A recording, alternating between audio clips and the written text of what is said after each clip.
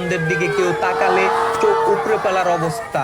কিন্তু একজন doctor SSC করার সময় নারীর বুকে হাত দিচ্ছে, তলপেটেও হাত দিচ্ছে, এমনকি ডেলিভারি করার সময় নারীর লজ্জাস্থানে হাত দিচ্ছে।